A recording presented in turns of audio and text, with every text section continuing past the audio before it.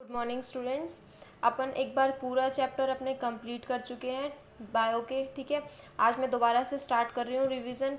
मैंने इस चैप्टर की आपको पीडीएफ भी शेयर की थी जिसमें नोट्स थे। पूरी बुक के जो टिक मार्क किया हुआ था वो आप लोगों को अपने नोटबुक में लिखना था।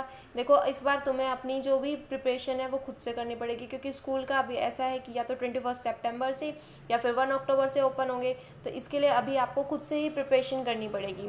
ठीक है, अगर किसी को भी किसी भी चैप्टर में किसी भी वर्ड में भी डाउट है ना, तो वो मेरे को मैसेज कर दे, मैं उसको आपको आंसर बता दूंगी। ठीक है, अब अपन स्टार्ट करते हैं अपना थर्ड चैप्टर, क्योंकि स्टूडेंट्स ने कुछ ने बोला है कि मैम थर्ड चैप्टर स्टार्ट करवा दो। ठीक है, तो अपना क्या कौन सा चैप्टर है? Third chapter.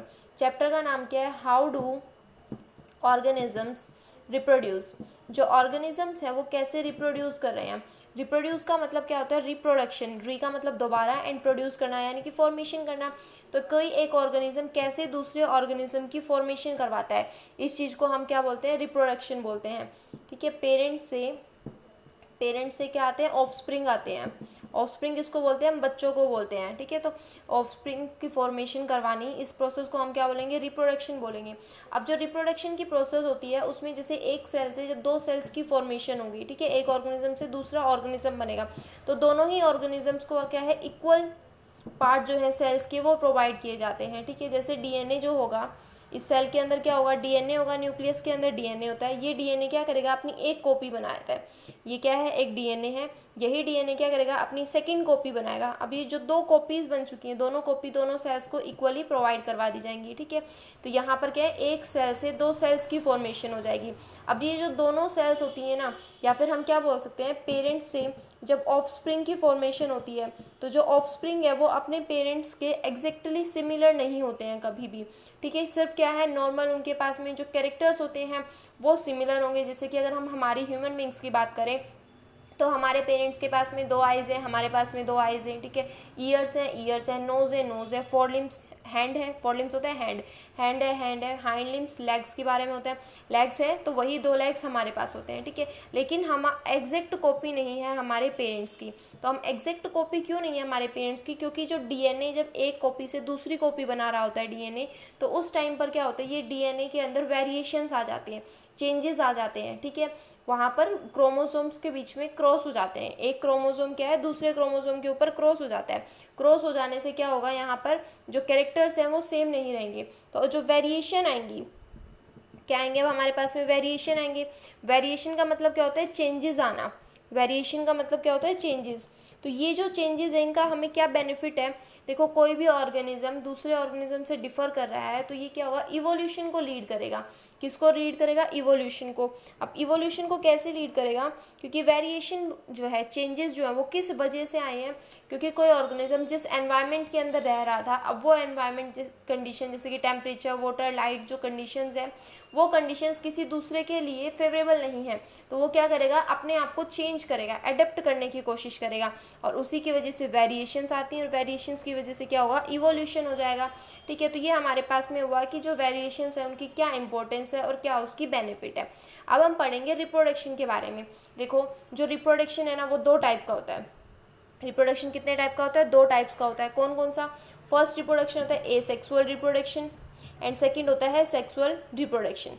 तो जो एसेक्सुअल रिप्रोडक्शन होता है इसके अंदर हमेशा सिंगल पेरेंट यूज होता है। कितने पेरेंट्स इन्वॉल्व होते हैं यहाँ पर? सिंगल पेरेंट्स इन्वॉल्व होते हैं। जबकि जो सेक्सुअल रिप्रोडक्शन होता है इसके अंदर कितने डबल पेरेंट्स इन्वॉल्व होते हैं।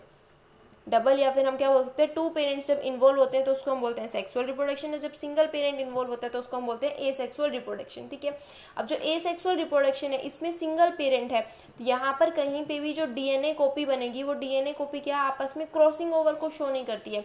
एसेक्सुअल रिप्रोडक्शन के अंदर हमारे पास जितने भी ऑफस्प्रिंग्स बनते हैं वो ऑफस्प्रिंग क्या होते हैं? अपने पेरेंट्स के एग्जैक्टली सिमिलर होते हैं, और उनको हम क्या बोलते हैं? क्लोन्स बोलते हैं। हम एसेक्सुअल रिप्रोडक्शन के अंदर जो भी ऑफस्प्रिंग बनते हैं उनको हम क्या बोलते हैं? क्लोन बोलते हैं, क्योंकि वो जेनेटिकली आइडेंटिकल होते हैं अपने पेरेंट्स के। ठीक है, ऐसे ही हम एसेक्सुअल रिप्रोडक्शन की अगर बात करें तो किस में देखने को मिलता है हमें? ये अमीबा के अंदर, हाइड्रा के अंदर डिफरेंट टाइप के हमारे पास ऑर्गेनिज्म होते हैं जिसके अंदर हमें एसेक्सुअल रिप्रोडक्शन, सिंगल पेरेंट जो है वो सिंगल पेरेंट क्या करेगा? ऑफस्प्रिंग्स की फॉर्मेशन करवा देता है। ठीक है, अब देखो अपने पास में जो एसेक्सुअल रिप्रोडक्शन है वो अलग अलग टाइप का होता है। फर्स्ट टाइप की अपने पास इसकी फिजन। फर्स्ट टाइप क्या होती है? फिजन। फिजन का मतलब क्या होता है? टूटना। ठीक है। एक ऑर्गेनिज्म जो है वो टूट जाएगा दो ऑर्गेनिजम्स के अंदर या दो से ज़्यादा ऑर्गेनिजम्स के अंदर, ठीक है। तो एक सेल जब दो या दो से ज़्यादा ऑर्गेनिज्म के अंदर टूट रही है तो उसको अपन क्या बोलेंगे, फिजन। अगर वो सिंपली टू सेल्स के अंदर डिवाइड हो रही है, टू डॉटर सेल्स प्रोड्यूस हो रही हैं, तो उसको हम क्या बोलेंगे, बाइनरी फिजन। जब टू डॉटर सेल्स प्रोड्यूस होती हैं तो उसको हम क्या बोलते हैं, बाइनरी फिजन बोलते हैं। बाई का मतलब क्या होता है, टू होता है, तो एक सेल से दो सेल्स की फॉर्मेशन हो रही है फिजन की प्रोसेस के थ्रू, इसको हम क्या बोलेंगे, बाइनरी फिजन, ठीक है। दूसरा क्या होता है, बहुत सारी अगर सेल्स की फॉर्मेशन होंगी तो उसको हम क्या बोलेंगे, मल्टीपल फिजन बोलेंगे, ठीक है। एक ही सेल से बहुत सारी सेल्स की फॉर्मेशन हो रही है तो इसको हम बोलेंगे मल्टीपल फिजन। अब बाइनरी फिजन का अपने पास में एग्जांपल क्या होता है, अमीबा, बेस्ट एग्जांपल है इसका अमीबा। ये कब शो करेगा अमीबा, देखो जैसे कि ये एक अपने पास में अमीबा है। अमीबा कैसा होता है, इरेगुलर होता है, इसके पास में खुद का साइटोप्लाज्म होता है, लिक्विड होता है, न्यूक्लियस होता है, ठीक है। ये सेल मेम्ब्रेन होती है, ये क्या है, सेल मेम्ब्रेन, ये क्या है, न्यूक्लियस, ये क्या है, लिक्विड, जिसको हम साइटोप्लाज्म बोलते हैं। सेल के लिक्विड को हम क्या बोलते हैं, साइटोप्लाज्म बोलते हैं। अब ये जो अमीबा है ये क्या है, पेरेंट अमीबा है। ये पेरेंट अमीबा के अंदर सबसे पहले क्या होगी, यहाँ पर जो कैरियोकाइनेसिस की प्रोसेस है वो होती है। कौन सी प्रोसेस होती है, कैरियोकाइनेसिस। कैरियोकाइनेसिस का मतलब क्या होता है, न्यूक्लियस का डिवाइड होना। कैरियो का मतलब होता है न्यूक्लियस और काइनेसिस का मतलब होता है डिवीजन। तो इस सेल का जो न्यूक्लियस है वो डिवाइड करेगा। अब देखो ये अमीबा है, न्यूक्लियस डिवाइड करने की कोशिश करेगा तो अपने आप को स्पिंडल फॉर्म के अंदर कन्वर्ट कर लेगा। पहले कैसा था, राउंडेड टाइप का था, अब वो स्पिंडल फॉर्म के अंदर आ गया। क्या हो गया, स्पिंडल फॉर्म के अंदर आ जाएगा। और स्पिंडल फॉर्म में आने के बाद में इसी न्यूक्लियस को दो न्यूक्लियस के अंदर तोड़ दिया जाएगा। दो न्यूक्लियस के अंदर डिवाइड हो गया। अब ये न्यूक्लियस जैसे डिवाइड होगा उसी टाइम के ऊपर क्या है, ये जो अमीबा है उसके अंदर साइटोकाइनेसिस की प्रोसेस स्टार्ट हो जाएगी। देखो न्यूक्लियस दोनों अलग अलग हो चुके हैं, साइटोकाइनेसिस की जो साइटोप्लाज्म था, सेल थी, वो भी टूटना स्टार्ट हो जाएगी और दो अपने पास में क्या बन जाएंगी, अमीबा सेल बन जाएगी। क्या बन जाएगी, अपने पास दो अमीबा सेल बन जाएगी। तो एक सेल से कितनी सेल्स की फॉर्मेशन है, हमारे पास टू सेल्स की फॉर्मेशन है। इसी को अपन क्या बोलते हैं, बाइनरी फिजन बोलते हैं, ठीक है। दो सेल्स की फॉर्मेशन होने को बाइनरी फिजन बोलेंगे। अच्छा, बाइनरी फिजन और किस में देखने को मिलता है, हमें पैरामीशियम के अंदर देखने को मिलेगा। पैरामीशियम हो गया, यूग्लिना हो गया, लेशमानिया हो गया, ये क्या अपने पास में इसके एग्जाम्पल है जिसमें अपने को क्या देखने को मिलेगा, बाइनरी फिजन देखने को मिलेगा। लेशमानिया क्या होता है, एक ऑर्गेनिज्म है जिसके पास में फ्लैजिला होता है। फ्लैजिला क्या होती है, टेल के जैसी स्ट्रक्चर होती है, उसे हम फ्लैजिला बोलते हैं। और इस लेशमानिया से एक डिजीज होती है, डिजीज का नाम क्या होता है, काला अजर, जिसको हम काली खांसी या काला बुखार बोलते हैं, ठीक है। वो क्या है, कौन से ऑर्गेनिजम्स की वजह से हो रही है, लेशमानिया की वजह से होती है। तो ये अपने पास में क्या हो गया, बाइनरी फिजन हो गया अमीबा के अंदर। बाइनरी फिजन दूसरा किस में अंदर होगा, पैरामीशियम के अंदर भी होगा, बैक्टीरियाज के अंदर भी बाइनरी फिजन अपने को देखने को मिलेगा। सबसे पहले कैरियोकाइनेसिस होगी। कैरियोकाइनेसिस में क्या है, जो न्यूक्लियस है वो डिवाइड करेगा, स्पिंडल शेप बना लेगा। उसके बाद में न्यूक्लियस जब दो बन जाएंगे तो क्या बन जाएगा, अपने पास में जो अमीबा की सेल्स है वो भी दो सेल्स के अंदर कन्वर्ट हो जाएंगी, ठीक है। इसके बाद में अपने पास आता है मल्टीपल फिजन। मल्टीपल फिजन को कौन शो करता है, प्लाज्मोडियम। मल्टीपल फिजन को कौन शो करता है, प्लाज्मोडियम शो करता है। और कभी कभी अमीबा भी शो करता है, जब उस जो भी एनवायरमेंटल कंडीशन है वो फेवरेबल नहीं है, अमीबा के लिए फेवरेबल नहीं है, तो क्या करेगा, वो मल्टीपल फिजन को शो करता है। प्लाज्मोडियम क्या है, प्लाज्मोडियम भी कैसी टाइप का मतलब फिजन को शो करता है, मल्टीपल फिजन को शो करता है। इसके अंदर क्या है, एक जो प्लाज्मोडियम है उसके बाहर एक कवरिंग होती है। देखो ये क्या है, प्लाज्मोडियम है, इसके अंदर ये एक न्यूक्लियस है। अब ये न्यूक्लियस क्या करेगा, बहुत सारे न्यूक्लियस के अंदर डिवाइड कर जाएगा। क्या करेगा, बहुत सारे न्यूक्लियस के अंदर डिवाइड कर चुका है। और ये न्यूक्लियस क्या करेंगे, बाद में जब ये कवरिंग जो है आउटर कवरिंग, ये आउटर कवरिंग ब्रेक डाउन हो जाएगी तो सारे के सारे न्यूक्लियस बाहर आ जाएंगे और ये न्यूक्लियस क्या बना लेंगे, एक अपना इंडिविजुअल प्लाज्मोडियम बना लेंगे, ठीक है। ये जो कवरिंग होती है, इस कवरिंग को हम क्या बोलते हैं, सिस्ट बोलते हैं। इस कवरिंग को हम क्या बोलेंगे, सिस्ट बोलेंगे। कवरिंग को हम क्या बोलेंगे, सिस्ट बोलेंगे। जैसे ये सिस्ट ब्रेक डाउन होगी, जब फेवरेबल एनवायरनमेंट आएगा तो उस टाइम के ऊपर ये जितने भी न्यूक्लियाइज होंगे, न्यूक्लियाइज सारे बाहर आ जाएंगे और सारे जो है क्या करेंगे, प्लाज्मोडियम के अंदर कन्वर्ट हो जाएंगे, न्यू प्लाज्मोडियम बना लेंगे। तो ये हमारे पास में हो गया मल्टीपल फिजन के बारे में। नेक्स्ट जो एसेक्सुअल रिप्रोडक्शन आता है अपने पास, वो कौन सा आता है, बडिंग आता है। नेक्स्ट एसेक्सुअल रिप्रोडक्शन क्या है, बडिंग। बडिंग अपने को किसके अंदर देखने को मिलेगी, हाइड्रा में मिलेगी और यीस्ट के अंदर मिलेगी। बडिंग में क्या होता है कि जैसे कोई भी एक ऑर्गेनिज्म है, इस ऑर्गेनिज्म के ऊपर छोटी सी आउटग्रोथ आ जाएगी। क्या आ जाती है, स्मॉल आउटग्रोथ आ जाती है। कोई भी एक बॉडी पोर्शन जो है उसका वो स्मॉल ग्रोथ हो जाएगा और ये स्मॉल ग्रोथ जो है थोड़ा टाइम के लिए मैच्योर होगी, यहाँ पर थोड़ी सी बड़ी होगी, ठीक है। जैसे ही उसकी लेंथ वगैरह इंक्रीज़ करेगी, साइज़ इंक्रीज़ करेगा, उसके बाद में तो इसमें क्या होगा, जो आउटग्रोथ जो ग्रो की है वो ग्रो करने के बाद क्या करेगी, यहाँ से डिटैच हो जाएगी यानी कि अलग हो जाएगी। अलग होने के बाद वो दोबारा से कंप्लीट एक ऑर्गेनिज्म बना लेती है।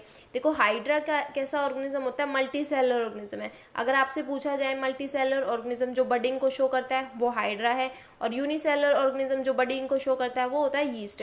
यूनिसेलर और मल्टी सेलर क्या होता है, ऐसा ऑर्गेनिज्म जो सिंगल सेल के बने हुए हों उसको अपन बोलते हैं यूनिसेलर, यूनि का मतलब होता है सिंगल। और ऐसे ऑर्गेनिज्म जो बहुत सारे सेल्स के मिलके बने हुए होते हैं उनको अपन क्या बोलते हैं, मल्टी सेलुलर ऑर्गेनिजम्स बोलते हैं। अमीबा कैसा ऑर्गेनिज्म है, यूनिसेलर ऑर्गेनिज्म है। पैरामीशियम कैसा ऑर्गेनिज्म है, यूनिसेलर है। लेशमानिया कैसा है, यूनिसेलर है। तो जो फिजन है और बडिंग है, अगर बडिंग हम यीस्ट की बात करते हैं तो ये किसके अंदर देखी जा रही है, यूनिसेलुलर ऑर्गेनिजम्स में देखी जा रही है। देखो यीस्ट में क्या होता है, यीस्ट क्या करती है, ये कोई पेरेंट सेल है, ठीक है, इस पेरेंट सेल का न्यूक्लियस है, इसके ऊपर स्मॉल आउटग्रोथ आएगी। अब ये स्मॉल आउटग्रोथ कैसे आएगी, देखो ये हमारी यीस्ट थी, ये स्मॉल आउटग्रोथ आ गई, स्मॉल आउटग्रोथ आ गई। इसके बाद ये स्मॉल आउटग्रोथ क्या करेगी, ग्रो करेगी, ठीक है। यीस्ट के अंदर क्या होता है, मल्टीपल फिजन, मल्टीपल बडिंग होती है। बडिंग की बात करें ना हम, क्या होता है यहाँ पर मल्टीपल बडिंग। मल्टीपल का मतलब क्या है, एक बर्ड के ऊपर दोबारा से और बर्ड, तीसरी बर्ड, फोर्थ बर्ड, मतलब बर्ड के ऊपर बर्ड आती रहती है, ठीक है। यहाँ बर्ड आ जाएंगी, यहाँ बर्ड आ जाएंगी, और उसके बाद में ये सारी बर्ड्स क्या करती हैं, डिटैच हो जाएंगी, और डिटैच होने के बाद में डॉटर यीस्ट सेल हो जाएंगी, और ये डॉटर यीस्ट सेल क्या करेंगी, कंप्लीट यीस्ट की फॉर्मेशन करवा देगी। तो ये हमारे पास हो गया फिजन और बडिंग जो हमने यूनिसेलर ऑर्गेनिजम्स में देखा। कल हम देखेंगे कि मल्टी सेलुलर जो ऑर्गेनिजम्स होते हैं वो कैसे एसेक्सुअल रिप्रोडक्शन को शो करते हैं। देखो किसी को भी कहीं पर भी कोई भी प्रॉब्लम आए तो पूछ लेना, बार बार कह रही हूँ ये बात क्योंकि स्कूल का कुछ नहीं पता कब ओपन होंगे। अभी जो गाइडलाइन है उसके अकॉर्डिंग ऐसा है 1 अक्टूबर या फिर 21 सितंबर से ओपन होंगे, ठीक है। 10th क्लास है, बोर्ड की क्लास है, तो अच्छे से अपनी प्रिपरेशन करो, ठीक है। Thank you.